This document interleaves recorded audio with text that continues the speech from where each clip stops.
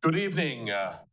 This is the Finance, Budget, and Personnel Committee meeting Tuesday, January 2nd, 2025 in the City Council Chambers, 207 West 6th Street, Marshfield. I am going to call the meeting to order today as Council President of Varsho. Ms. Spiros is out of the town, and Ms. Tompkins had a prior engagement and could not be here tonight. I'd like to anybody identify potential conflicts of interest. I see none. Any citizens' comments? For those of you that are virtual, the mayor is the only citizen that's out in the audience, so we have no citizens' comments tonight. The consent agenda, minutes of the December 17th, 2024 meeting, bills and payroll, monthly position control report, and report on personal actions. Move to approve. Second. We have a motion by Ms. Spiros to approve the consent agenda. Second by Mr. Reigel. All those in favor? Oh, sorry. Any questions or comments? All those in favor say aye. Aye. Aye. All opposed? Motion carries. And we are not removing any items from the consent agenda. So number 6, request to recommend council approval of budget resolution number 01-2025, transferring $47,000 from the general fund contingency to Fund 205 Economic Development for payment to the funds related to cost sharing for Mackey's Business Development Director position. Presented by Steve Barg, City Administrator. Thank you, Council President Varsho. Well, this has been a road that we've gone through for the last 3 months or so regarding the position over at Mackey. It's called the Business Development Director position. In the budget process, it was noted that Karen Olson, who had held that position for many years, was retiring at the end of the year, and a question arose about continuing our partnership to fund a little bit less than 50% of the wages and benefits, because that individual provides benefit to the city by working with our development services staff and others to try and help attract and retain businesses. The question that came up during the discussion was whether or not they would have the position filled by January 1st. If not, what are we paying for? Ultimately, the council agreed as part of the budget process to put the $47,000 into contingency, with the idea that when the person started, whenever it was, January 1st, February 1st, whatever, we would pay a prorated amount from contingency toward that position. The Mackey Business Development, Mackey's Executive Director, Denise Sonneman, on behalf of her board, raised a concern saying that, moving into contingency didn't make them feel comfortable enough. The fact is that we need a budget resolution then to move it from contingency to the proper account to spend those dollars when the time came. And what if it didn't get the required 2/3 majority? They really wanted to know before they went out and started recruiting someone for that position that the city was going to be supportive of continuing that partnership. So the council asked that this be brought forth tonight as a budget resolution, which you have before you. It would transfer $47,000 from general fund contingency to the 205 Economic Development Fund, a special revenue fund. And the idea is that, again, what I said before, if and when somebody's hired, that when that person starts, we would then participate in that partnership prorated. If it's 75% of the year, we'd be paying 75% of that $47,000 for 2025. So with that in mind, staff would recommend approval of budget resolution 01-2025. Do I have a motion? I'll motion to move the $47,000 from the general fund to the contingency fund. Am I going backwards? No. 205 to the contingency. No. General fund to the contingency. General fund to the, okay. That's my motion. I second that motion. Any discussion or comments or questions? Mrs. Spiros. Thank you. I'm actually not going to support this, and I'm going to explain why. First of all, I wanted that ability when somebody was actually hired for that to be brought to the council at that point in time, and for us to discuss it at that point in time. My reservation with this is that we are looking, the city or the utility is looking at hiring a very similar position. And that person would be working very closely with city staff. And so I feel like this could be a duplicate of services. And I wanted to discuss that more in detail when the time came, because I didn't know where the utility would be.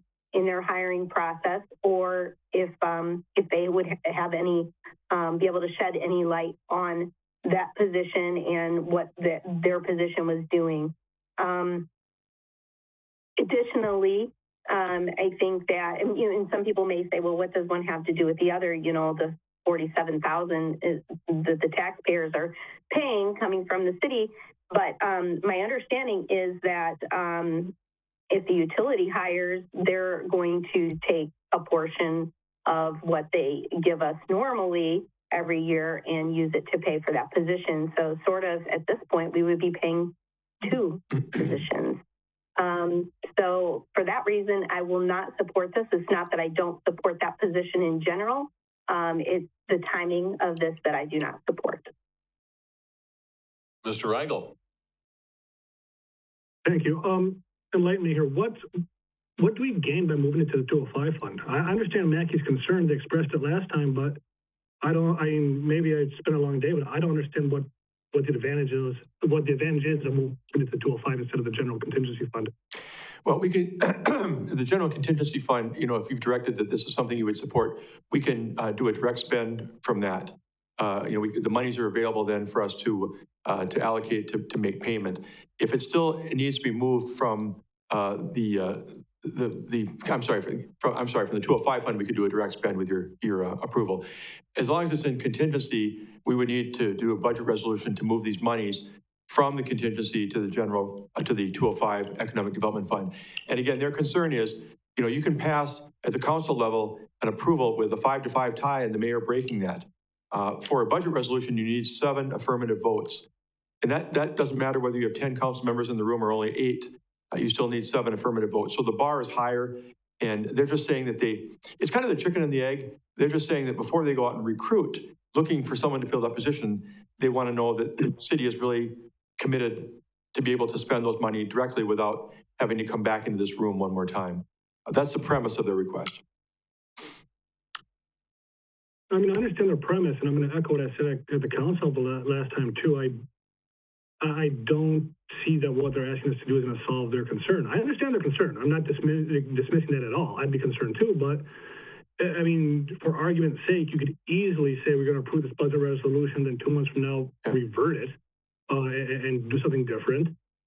We could fund it for 1 year and then not fund it for the second year, and their concern that's valid once again just comes to fruition. I don't really see this solving their concern. That's my issue with it, is that I don't think it solves anything. Your comment is very accurate. About what happens in 2026, that would be your call. In the 2026 budget process, you could pull it. And frankly, if you wanted to, even if you make this transition, the transfer of the monies to the appropriate account, you could come along and direct staff in a month from now that you don't wish to move forward for some reason. But I think they feel that the council, at least they felt during the budget process, that the council was behind this for 2025, but they just felt like to get 2/3 of the whole body to sign on to a transfer was a little bit more than they wanted to take on as a contingency before they would go out and start posting. Doesn't this require 2/3 as well here as a budget resolution? It does, and that's why they want that over before they start advertising the position. This is the hurdle they want out of the way to feel at least reasonably comfortable that the council is going to support this into the future. And again, they know that it's not necessarily going to carry on, beyond 2025. But without getting this one passed, they just feel that, they could come back. We could come back into this room in February when they're ready to hire somebody, and we could say, you know what, it only got 6-4, so you're out of luck. That's what they're trying to avoid. And I realize that it doesn't solve their entire problem. You're right, in terms of being confident that the funding will go on indefinitely from the city. But it's one step that they just wanted to make sure they got passed. When we're talking about the 6-4, we're talking about one vote difference, 7-3, 6-4. It seems, what's the word I'm looking for here? Laborious to do this? Well, they saw the debate throughout the budget process. It was talked about at Finance, Budget, and Personnel back in September, at the council level in October and November.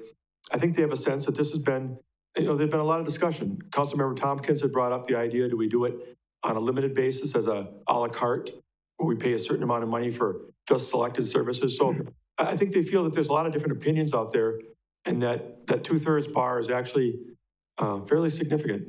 And again, I'm not trying to represent them. They're not here to speak for themselves, but I think that's what they're after, is just trying to clear that one bar to give them enough confidence to go out and advertise. Which I guess that kind of goes back to part of my concern with this. I mean, at one point, the former alderperson from District 5 flat out called out that position entirely. Not just potentially doing it, just flat out not funding it. And the response wasn't, hey, let's try to secure this stuff here too. And I'm probably the one being laborious here with overthinking this, but it just seems like asking us to do something that doesn't need to be done. If you want to put it in different terms, it feels like they don't trust us. Which then, if that is the case, what's good for the goose is good for the gander. Do we trust them doing the best interest for us either? And then that kind of brings up what Alderperson Tompkins brought up of maybe to do this on a contractual basis. I've got reservations about this, just because of the way it's been brought forward, the way it's been pushed, and I don't really remain very moved on this, to be honest. And I'm sure I'm upsetting a lot of people by saying that, but what I said last time too still holds. If people are going to come to the city and ask for money in any way, shape, or form, personally, I expect them to do the due diligence so I understand exactly what I'm doing here. And from the council meeting till now, I still remain kind of going, okay, it's a bit more clear than last time. They're trying to clear a hurdle here, but it doesn't seem like a monumental hurdle. And frankly, as I sit here rambling, I'm not entirely sure how I'm going to vote. I'll just take one more step, because I'm not arguing with you. Believe me, I'm not advocating for Mackey in this position. I just think, in their mind, and I apologize if it seems like I'm kind of regurgitating the same lines, but, if they go out and post and attract somebody who leaves a comfortable job somewhere else and comes on board, and it turns out that the person never even starts employment with Mackey because we don't transfer the funds to make it possible, I think they're going to feel kind of bad about that. Whereas if later on down the road, the city pulls funding or doesn't renew funding, well, such is life. I think Mackey knows full well that we've got some struggles. We're not trying to refill the community development director role right now because of some of our budgetary constraints. So they get that the future is uncertain. They just don't want to jump into these waters if the immediate future is still uncertain. Like the here and now is still up for grabs, whether they ought to even be trying to pull somebody away from another job. Mrs. Spiros. I'll defer to Ms. Spiros right now. Mrs. Spiros, go ahead. So just to clarify, so this amount only funds half of their position. So again, I'm going back to the timeline and understanding exactly what Councilman Rigel, the point that he's making, and I tend to agree with that also. But my thought process is I don't know why this is delaying them. So say the 47,000 is half the position. Well, we're going to pay for the second half of the year. I mean, they could still hire the position. And that's what I don't understand, because they're still having to pay, part of the salary, and the person doesn't get their salary all up front. It's not like they get one check as soon as they're hired to pay their whole year's salary. So, I mean, I get it. They don't want to hire somebody in 6 months and say, oh, well, we've run out of funding and we can't pay for the rest of it. I don't believe that to be true, because we've seen their numbers. So, I mean, it might be a sacrifice for them if this council doesn't end up approving this position. It might be a sacrifice for Mackey to pay the entire salary. But I think right now, like I say, I'm worried about duplication of services, and I'm worried about the sacrifices that taxpayers are already making and our need to watch what we're spending. Again, this would be more appropriate to bring at the time that they hire somebody, and then we can judge whether this position is something that we want to fund, or whether we want to continue, to hopefully, rely on the utility in the position that they're funding or partially funding. So that's just my opinion. I'll just say that, when you talk about the T word trust, I don't think that they don't trust the council, personally, in terms of integrity. I think they don't trust the fact that it's going to happen later on, because things change and opinions change. And in fact, even in April, council members may change. The membership of this body might change, and that's why they're trying to solidify it. But like I said, I'm really not arguing with either one of you. It's a decision you need to make based upon what you think is best, and I'm just bringing it forward. Do you have any other questions or comments? We have a motion by Mr. Cran and a second by Mr. Varsho to approve the movement of the $47,000 from the general fund contingency to the Fund 205. All in favor, say aye. Aye. Aye. All opposed? Nay. Nay. That is a 2-2. And yeah, that actually fails. I think Fails. we've been through this before in a previous one, and Perfect. if we don't bring it forward as a tie, it just Okay. doesn't pass. So that motion fails. Number 7, request to recommend council approval of partnership agreement for operation of Marshfield Job Center for the first quarter 2025, presented by Steve Barg, City Administrator. Thank you. Well, we've had an ongoing relationship for many years with our partners, the Workforce Development in the state, and also the North Central Workforce Development Board up in the Wausau area to fund the job center. What it's been for many years is the city and North Central Wisconsin Workforce Development Board share the cost of a part-time person who now works 18 hours a week, three days a week for 6 hours a day. We pay about 75% of that cost. They pay the other 25%. The state's responsibility is really technical in nature. They provide some technical assistance with respect to internet and phones and some of those types of things. So anyway, for many years, we had it to where this was on an annual type of basis where the lease would end for space for them. In the old City Hall, many years ago when I first came on board, or recently in the Second Street Community Center, the lease would end on December 31st. A few years back, the North Central Wisconsin Workforce Development said, can you please get us out of that? Because if the council ever wants to pull the trigger and end our lease over in the community center, we can't have it be on December 31st because it will be struggling at that point to find someplace else. If the budget is not passed in November with us involved in getting some money, and then 30 days later, we're supposed to find another home, it's not gonna be easy. So for the last few years, we've been on an April 1st to March 31st schedule. The current lease we have with North Central Wisconsin Workforce Development Board comes to an end on March 31st of 25, so in about 3 months. And after that, we would have to have a new lease with them if they're going to continue to occupy I think it's about 650 square feet in that building.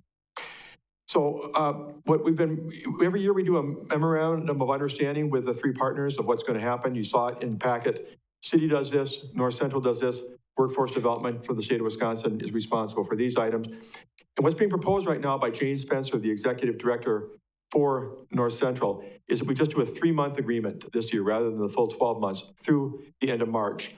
Because right now they're looking at the possibility of maybe relocating to another space. They've been kind of checking around to see if there might be another space that would work well for them rather than the Second Street Community Center. Not that they're dissatisfied with that building, but just looking at opportunities.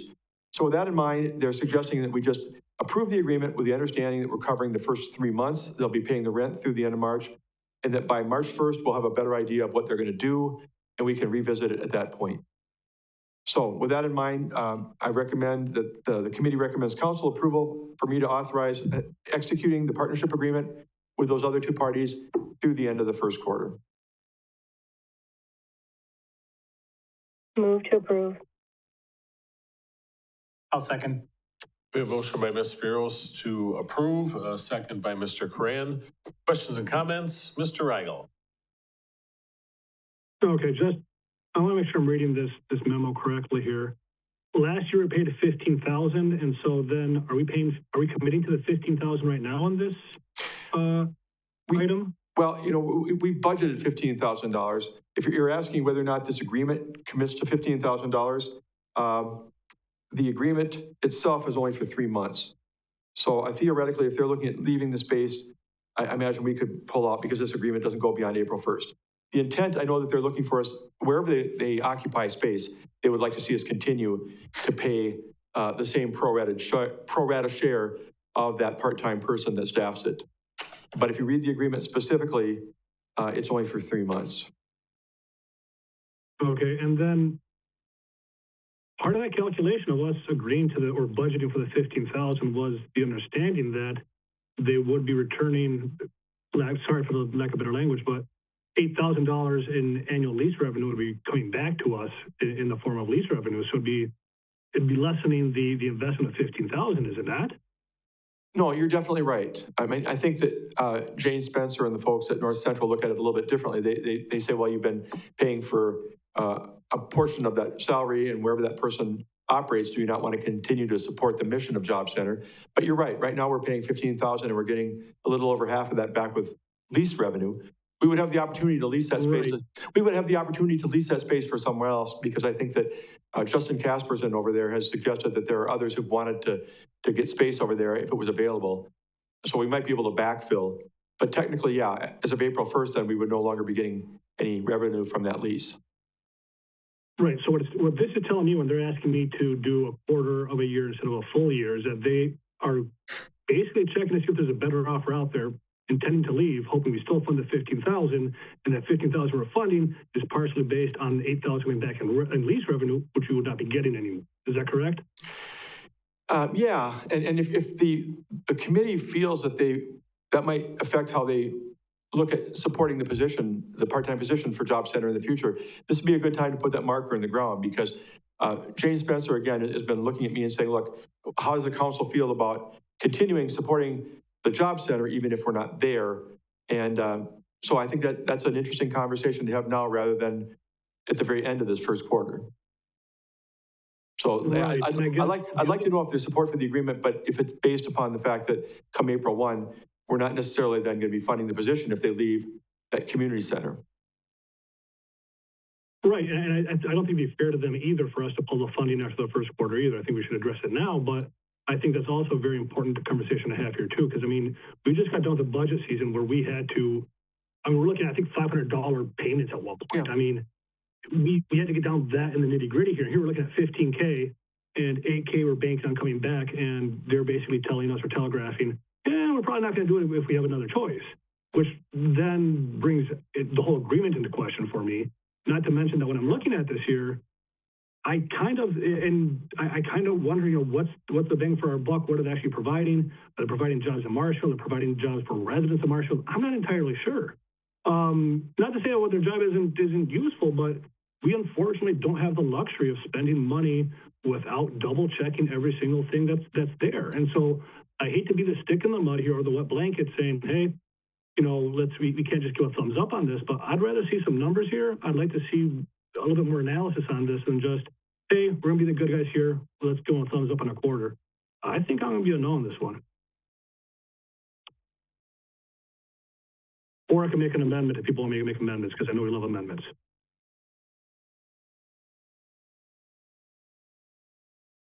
All right, now we have a motion by Ms. Spiros and a second by Mr. Coran to recommend council approval for this.